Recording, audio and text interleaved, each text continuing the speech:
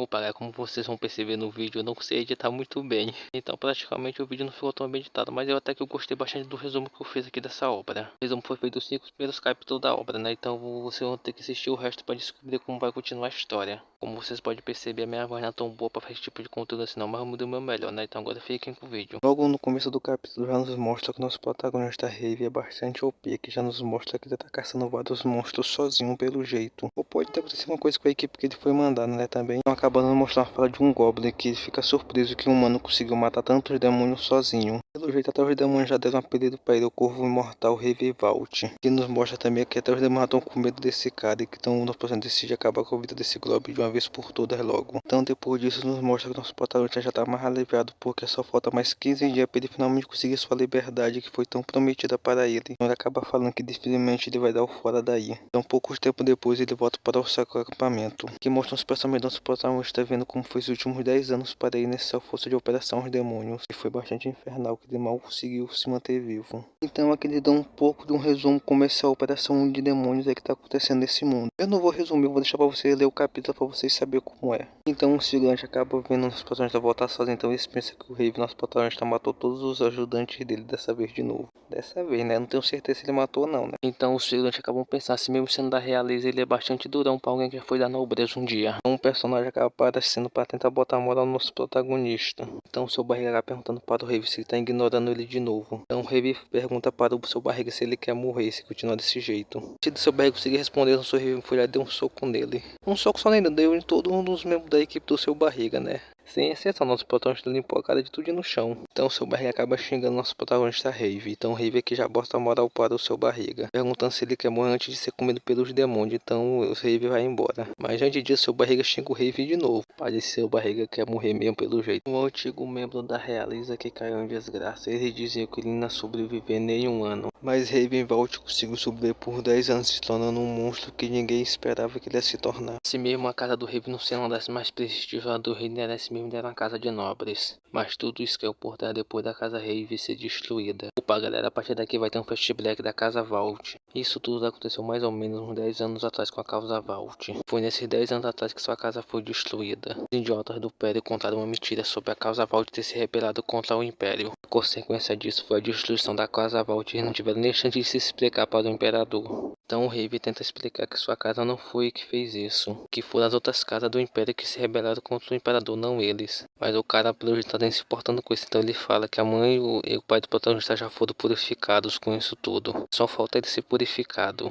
Mas esse cara pensa em outra coisa melhor para fazer com o protagonista. Então ele dá outra uma oportunidade para o nosso prota e vai mandar ele para as forças ou personagens demoníacas. Então os membros da realeza que estavam lá estavam falando que não sobreviver nenhum dia. Então com isso tudo será o fim da casa Val. Então o Rave pergunta para esse cara se lutar por 10 anos contra os demônios ele poderá viver. Então o cara responde se ele conseguisse lutar por 10 anos ele conseguirá viver sua vida normalmente depois disso. Ele respondeu mais com sarcasmo, né? Então Valt aceita a proposta e fala que vai conseguir sobreviver custe o que custar. Depois disso ele vai reconstruir sua casa como era antes. E com isso chegamos ao fim do flashback, né? Então o Rave acaba pensando, finalmente o dia de desgraça da vida dele nesse grupo de caça finalmente vai acabar. Ele pensa, desde o dia que ele foi jogado ele conseguiu sobreviver por pouco, mas conseguiu sobreviver. Chegou e só uma criança nobre e besta, agora vai sair como um caçador dos mais fortes desse grupo de caça. Acaba falando que o próximo extermínio em larga escala será a última batalha que ele terá que fazer. E ele também fala que será o último passo que ele dará para reconstruir sua casa. E enquanto isso, no território dos Pendragon, a floresta da Júlia nos mostra um garoto de cabelos amarelos com olhos azuis. Pelo jeito tá com medo de uma silhueta que tá parecendo que é um dragão. Então o dragão acaba falando com ele. Ó meu cavaleiro, a hora de cumprir nosso juramento está se aproximando.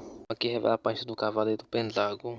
Então nosso protagonista Rave decide que ele vai reportar o que aconteceu na sua caçada aos demônios. Então o superior do Rave acaba ironizando a sua volta, que ele voltou sozinho de novo. Então ele acaba pedindo relatório para o Rave como foi a missão dele. Então o Rave acaba explicando como foi sua missão para ele. Então o Rave acaba dando os detalhes da missão para ele, né? Então o superior do Rave acaba explicando que amanhã vai ter a ajuda da casa Pendragon, que vão ajudar nessa última missão dele. Tem mais, e pelo jeito eles também vão trazer um dragão para ajudar nessa batalha, que acaba deixando o Rave bastante surpreso por causa disso.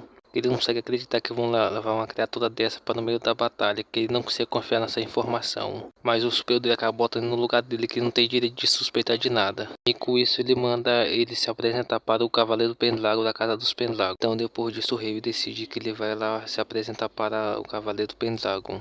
Pro rei ver tanto faz se eles vão ganhar ou perder, contando que ele consiga sair vivo dessa última missão dele. Então ele acaba pedindo desculpa para o Lorde Pendragon, que ele vai acabar entrando na barraca dele. Então o Lorde Pendragon pergunta quem é ele. Então ele fica assustado com a voz do Lorde Pendragon. Com isso tudo, o rei vai acabar se apresentando para o Lorde Pendragon quem é ele e que ele faz aqui nessa missão. Então ele explica para o jovem Pendragon que ele recebeu a ordem de proteger o jovem Pendragon nessa última missão dele. Então o jovem Pendragon fala para o rei que não precisa disso, só para ele estar preparado para a luta de amanhã. Então o rei vai acabar entendendo tudo isso e acaba saindo da barraca do jovem Pendragon. No dia seguinte a morfória, porque ninguém está acreditando que a Casa Pendragon vai ajudar mesmo nessa luta. Então acaba acontecendo uma grande explosão na tenda do Cavaleiro Pendragon, deixando o rei sem entender nada.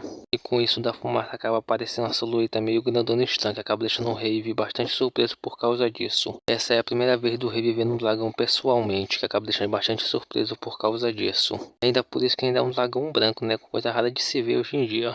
E ao lado do dragão branco está o Cavaleiro Dragão Pendragon. Então ele acaba apresentando seu nome, Ellen Pendragon.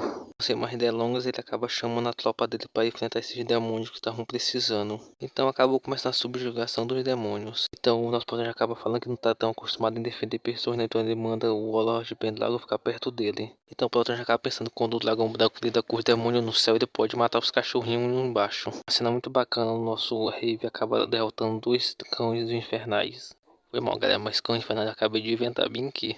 Então acaba dançando muito lindo do dragão branco, derrotando vários grifos alados. Acaba deixando o rei bastante assustado por causa disso. O rei acaba falando que não importa qual demônio exista, não é páreo para um dragão. Acaba ficando surpreso que esse dragão conseguiu dar vários demônios sozinho. É que foi o erro do rei pensar que a batalha estava ganha, né? O rei acaba perguntando para o jovem Pendragon se ele estava ferido em algum lugar. Então o jovem Pendragon responde que ele estava bem. Então ao olhar para cima, o rei acaba percebendo que ainda tinha vários demônios lá em cima, que acaba deixando o rei bastante surpreso por causa disso. O rei acaba pedindo para o jovem Pendragon mandar o dragão derrotar aqueles últimos demônios que estavam lá em cima. Mas o jovem Pendragon fica calado, que acaba deixando o rei bastante preocupado por causa disso. Então, minutos depois, vários dos demônios acabam atacando o dragão branco. Então o rei acaba ficando surpreso porque o dragão branco não está revidando. Então o rei acaba perguntando para o jovem Pendragon por que o dragão não está revidando. Mas o jovem Pendragon não tem tempo de responder porque vários demônios atacaram ele logo em seguida. Um dos seus pensamentos, o rei acaba percebendo que foi erro dele pensar só porque estava com o dragão e eles iam ganhar essa luta. Que nos mostra que o rei está bastante machucado e ao olhar para frente, o rei vê o dragão cheio de feridas, praticamente pode dizer que morto. O rei fala que está praticamente sem força e tem vários ferimentos mortais. Mas antes dele morrer, ele quer perguntar para o jovem Pendragon por que eles pararam de atacar. Mas o jovem Pendragon acaba ficando calado, que acaba deixando o rei bastante irritado por causa disso. Mas antes do